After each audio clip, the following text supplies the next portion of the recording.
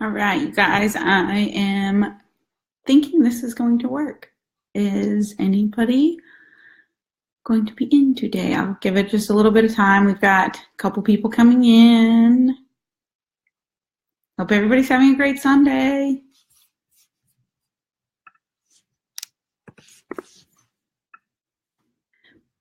Because I am using a different internet connection, I do want to make sure that my voice and my video is connected together. So for those of you that are in here, if you guys could just give me a yay if it is or a nay if it's not, because I do download these and send them to other individuals who aren't on Facebook that are a part of this group, so they can watch. So I just want to make sure that the quality is coming through correct. So if you guys could just comment and let me know if it is. Yay. Okay, good. Great. All right. Thank you, Jenny. I appreciate it. Thanks for everybody commenting. Okay, so we have quite a few people coming in. So I'm going to go to the moderator's guide on the computer, and we will see if we can go ahead and get started. All right, so let's recap the previous training block and ask if anybody has any remaining questions about the previous block. Address any lingering, definitely. So I want you guys to be comfortable finished, or if you're finishing it up and you're still kind of midway through week 4, that's perfectly fine. Or if you haven't started week 4, like I said, I want to open the floor for any questions that you may have before we move on and start talking about the block 5, next block of training. So anybody have any questions?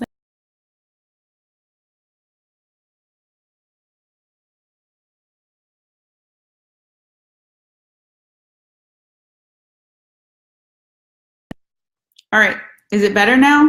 I think we are going to have a little bit of a trouble with the connection. It said an interrupted connection. So hopefully we can get through this and not have any issues.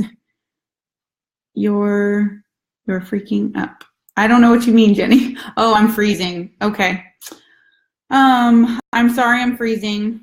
I apologize. Like I said, I think the strength of the internet is just not as strong as at my house. You guys can thank my husband for that. He has some crazy internet skills, and we have fast lightning internet. So I think that's why we've always been pretty solid for these. I'm so sorry. I had no idea this would be so challenging. Okay, so I have pulled up in my iBooks app the week 5 notes. So before we move on to the week 5 discussion, does anybody have any PRs they want to share? Did anybody accomplish any fun stuff this week? Anyone? I know for me, I had to train at a different gym for day 4 and day 5 and day 4 and day 5. I had to train at a gym here in Georgia. So that was interesting. It was also crowded, very much more crowded than the gym I go to. So I had to deal with that. So that was a challenge. And they do not have some of the machines I needed to access, so I had to do some substitutions in there. But does anybody have any week 4 PRs they want to talk about or share, or any questions about week 4? Give you guys a couple minutes, a couple seconds actually, before we kind of dive into it.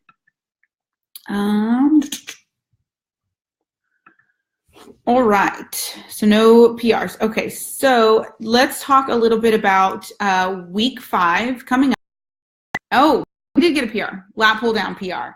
Ooh, that's a nice one. Those are hard to get. I notice most weight stack machines, they don't have those little additions where you can add 2.5 or 5 pounds. And I feel like most weight stacks, they change by 15 pounds.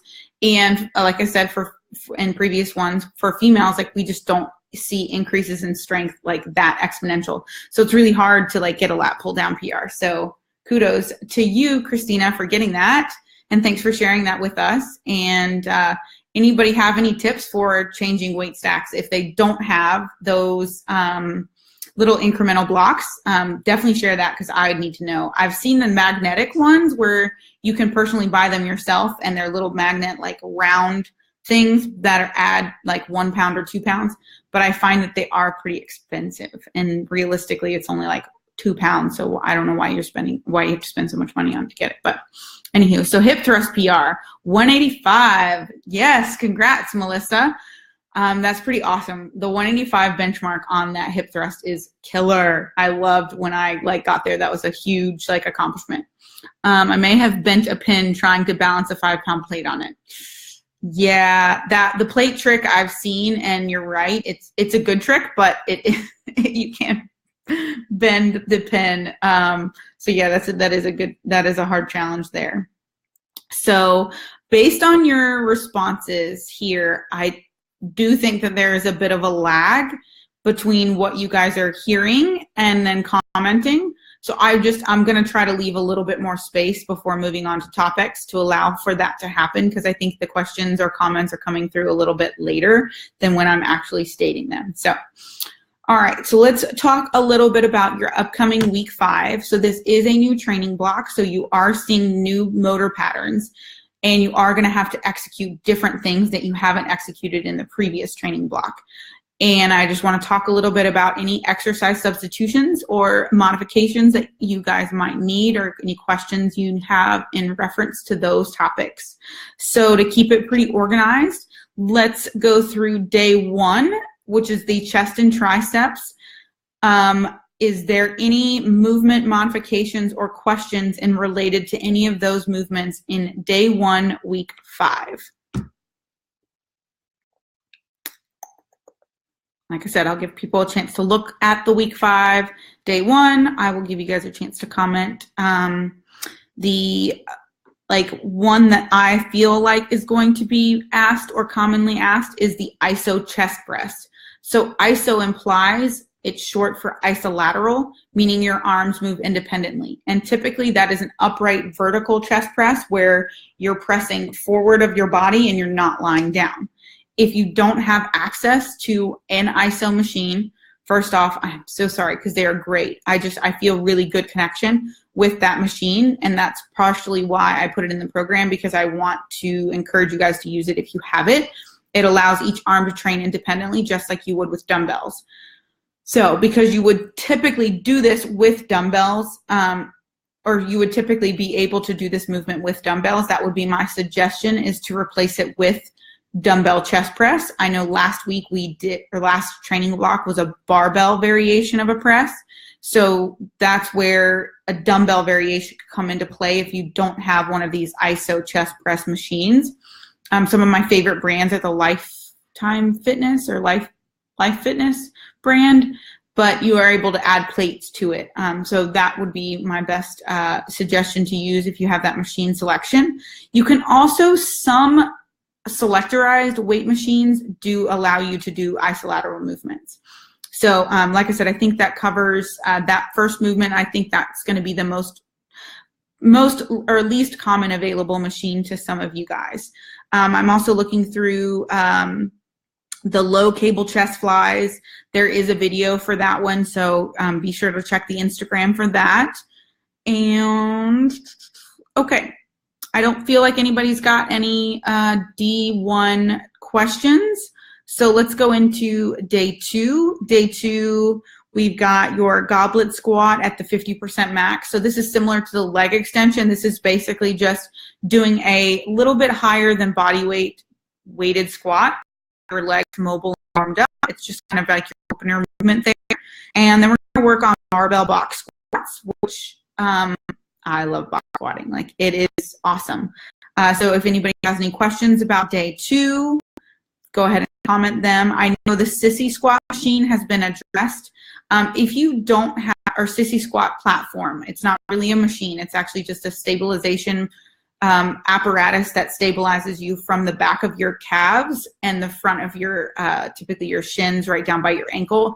And it allows you to basically have a very stable squat, and you can go and place your load behind you, meaning your tailbone drops straight down, and the way that the load is, it's behind your body, and it just places some different emphasis on your quads.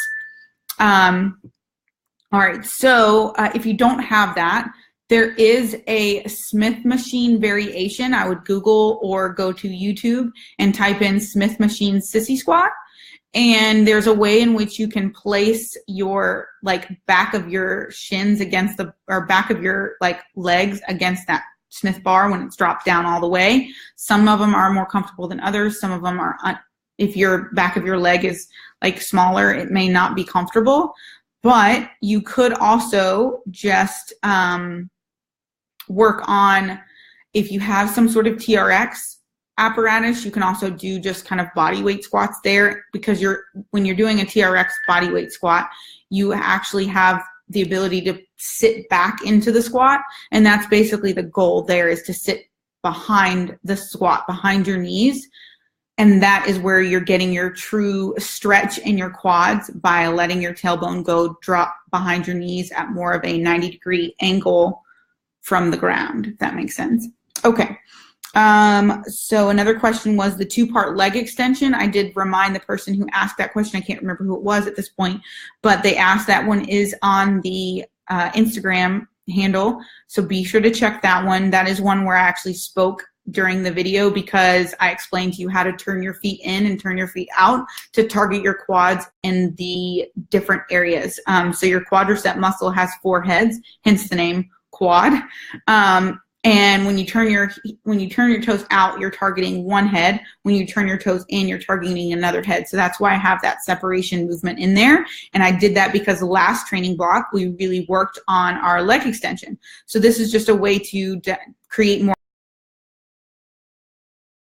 pattern. Asked about the half range of motion dumbbell walking lunges.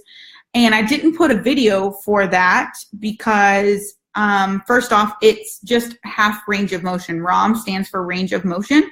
So what you're doing there is you're basically just not coming to a fully standing position between changing your feet position and your legs. So you're just kind of staying, what I say, you're staying down in the hole, and you're kind of hurdle walk, kind of, but lower bend in your knees there to keep tension in your quads. And that's the goal, is just increasing the time under tension that the quad is experiencing. Whereas when we were just doing regular walking lunges, there is a relief when you come to full standing position in that quad. And when you're doing half range of motion walking lunges, you're keeping tension down. So that's just the increased intensity for that particular motor pattern.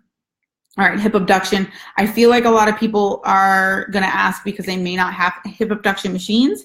You can do a single leg cable hip abduction if you want. That's part of the reason why I did not make that movement within a superset, even though it's a great movement to add into supersets. However, I figured if people didn't have that particular machine, that they would need to opt for a single leg cable hip abduction where you're standing and you're lifting one leg at a time up to target your hip abduction movement.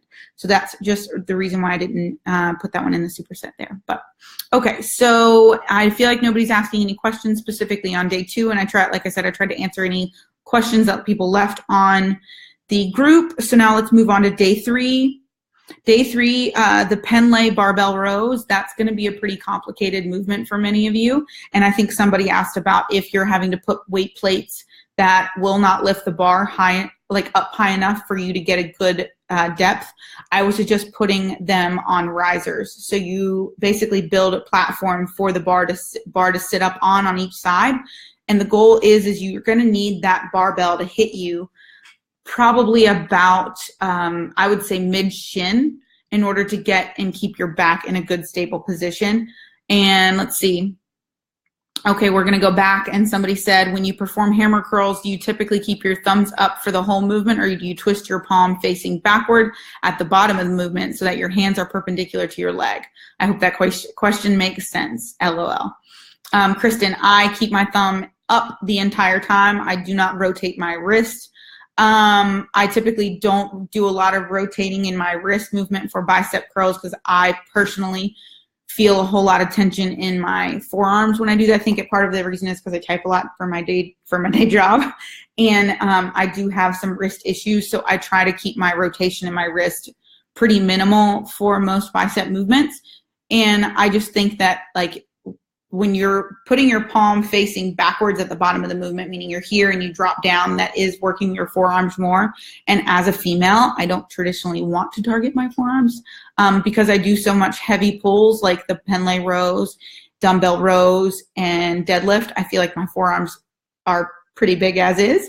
So I just don't do a whole lot of forearm training. And I feel like when you turn your wrist and face your palms down, that you are, again, forearm training. Now, if you're struggling in your pull movements, struggling meaning your pull downs, your deadlifts, your rows, then you may want to target more forearm training. So again, this would have to do with where you need particular improvement.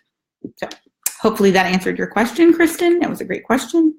And, oh, she was asking because we are on day 3, which is a bicep movement day.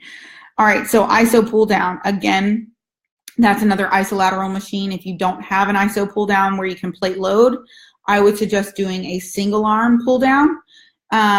Most cable towers, you can just add a D cable attachment and you can do single arm iso pull downs there. Okay, so let's go on. You're welcome, Kristen. And let's go on to day 4, which is our shoulder day. So I'm really encouraged by this shoulder day. I'm really loving the fact that you guys love shoulder isolation. I kind of figured as women this would be something that you guys target. I'm really excited by the fact that you guys are excited about shoulder training. No machine lateral raise equipment. Okay, so why I added those in is because you can get your elbow at like a perpendicular range inside that machine. So you can create that particular movement in a cable system, and you can kind of keep tension at a different angle than you would at a bicep, than you would at a dumbbell. When you're holding the dumbbell, the load is here. So I'm just kind of trying to place the load back here.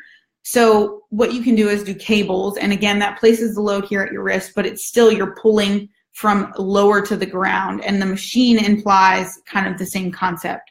So I would suggest doing a single arm cable lateral raise, or even if you don't have that ability, doing a bent arm dumbbell lateral raise, and you're going to kind of get that close feel.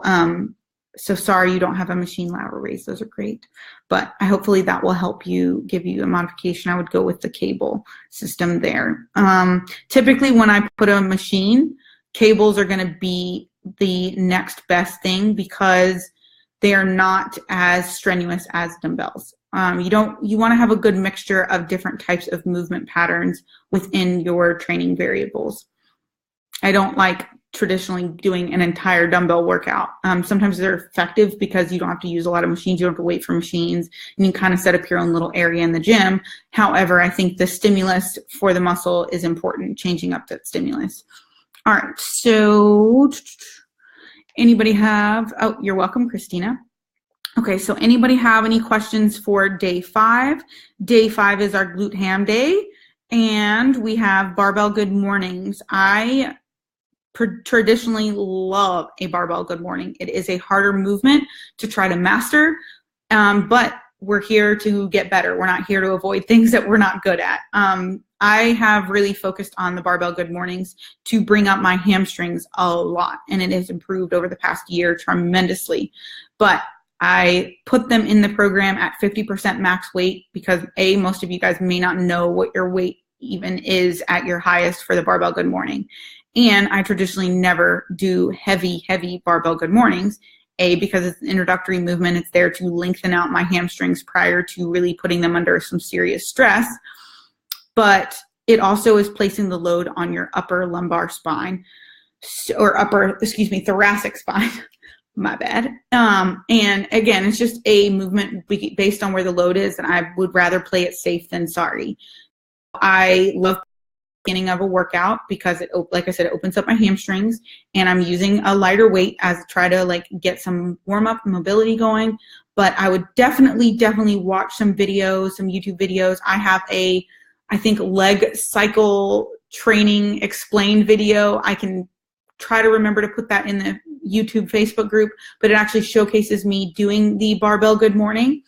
So you can definitely watch that. I think it's probably in my Audacious Athlete series playlist season 1, if I can remember correctly, but I know the cover photo or thumbnail photo is basically maroon. I'm wearing like all maroon outfit. I think I gave like a maroon tint to the thumbnail, if that helps. But it's a great video, great demonstration for the barbell good mornings. Let's see, reverse hack squat. So some people have asked about this because they don't have the reverse hack squat. And I'm so sorry that many of you guys don't, because it's a great machine. Unfortunately, I don't really know of a way in which you can do a reverse hack squat.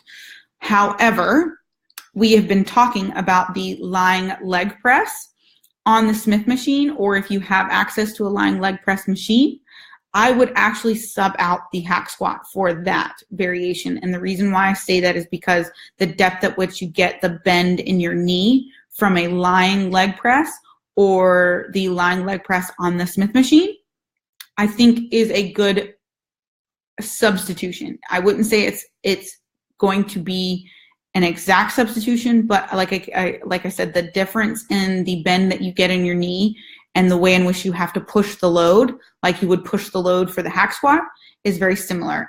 So lying leg press on the Smith machine would be very similar to a hack squat. If anybody has any hack squat substitutions, please share them in the group, because I knew that this machine would be the least accessible one.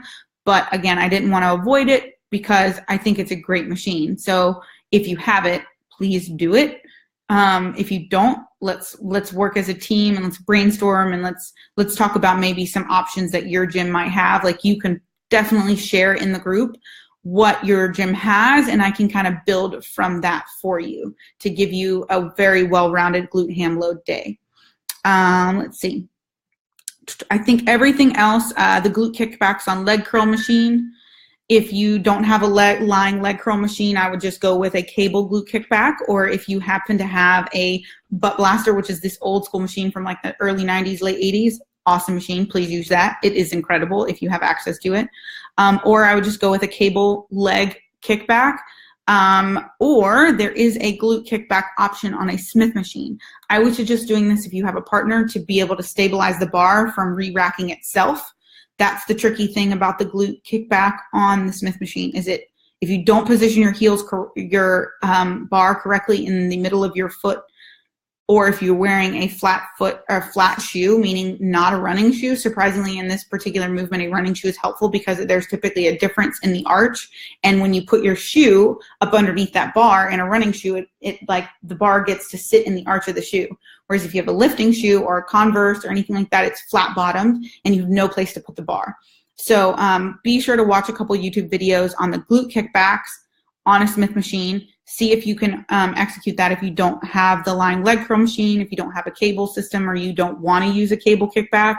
For me, cable kickbacks, I don't feel the tension in the right place in the appropriate time under tension that I like. I end up feeling it in my standing leg. First off, like I feel like my standing leg behind my knee starts to hurt. Don't like it. And I feel it more so in my low back than actually in my glutes. And even if I reduce the weight, I do feel it more so in my glutes because I have more control of the weight. However, I just don't feel like I get that progressive overload because I'm too focused on muscle connection. So I do them, but I don't love to progress through them, if that makes sense. So that's why I added different glute kickback options other than just the cable, because like I said, I just don't feel like progression gets to happen with the cable kickback for me personally. Okay, so that covers over day 5 notes. I wanted to go back into and make sure there are no lingering questions about proper movement execution for week 5. We did talk about the half range of motion lunges. However, I don't know if we did address any other questions that you guys may have, but that was the last topic. Sorry, my phone is going crazy again here with family and friends, and that's just like crazy in notifications. Okay, so any lingering questions? That was the last topic in the moderator's guide. I feel like we went over quite a bit on week 5 to give you guys fully prepped and ready to go. Week 5 is just a start over kind of thing, like week 1 of the first block of movement. So it's like we're just all kind of learning what our main lifts are going to, or excuse me, what our main numbers are going to be for our load days. We're getting a chance to do some volume work in there. And it just kind of is a repeated rep scheme of week 1 from block 1. So I feel like there's not going to be a whole lot of questions on execution per se, but I just want to make sure everybody's great on exercise substitutions. And please, please, please continue to use the Facebook group. Continue to comment and let me know if you have any lingering questions. But I'm going to give like everybody a couple minutes here to just ask any things that may have. I do have a question. What are the little, there's like little emojis that go across the screen while I'm talking, and I don't know what they are. And I asked because there was this like a little angry face that went across, and I don't know. I want to make sure I don't have angry faces. I don't know if I need to make sure. I don't know what those are. Like I said, I don't know. But those are just things that are on, I guess, my end. I don't know if you guys can see them or not, or if it's like, if there's some of them, most of them are happy faces, some of them laugh. You know, I just kind of wanted to know what those emojis are, if anybody knows. I don't know if anybody knows about Facebook Lives. I'm still, like I said, I'm still trying to learn the capabilities of them and the downloading of them and uploading them to my YouTube channel privately for the people who aren't able to be on Facebook. So that was a learning curve for me. But anybody have any other lingering questions? I hope I didn't talk too fast on this one. I just wanted to be able to cover everything in that 30-minute window. All right, those come from us clicking emojis or the like button. Oh, okay. So you guys are actually, okay. So I just want to make sure, like, no more angry faces. Did anybody have any questions that I didn't address? I would be happy to address them. We have, like I said, a couple more minutes. We have 2 more minutes, I think. 3 more minutes. As a viewer, we have the option to send an emoji mid-live in reaction to anything you say. Oh, okay. Okay, so somebody just sent the world, the globe. That's cool. I like that. Okay, so slowly but surely, everybody, I think, is closing out. They're kind of leaving the group, I see, which is fine. I feel like we've answered everything. So I'm going to go ahead and close out here. Thank you guys so much for being flexible on this live this weekend. We'll be back on regular schedule starting on Sunday next week. And I can't wait to hear how you guys do on this week 5 next second block of this training cycle. I feel like this is where we get the most like chatter going on in the group, since it's a whole new series of motor patterns. So I'm really excited to do this with you guys, and you guys have a wonderful rest of your Sunday, and I will see you guys in the next one. Bye-bye.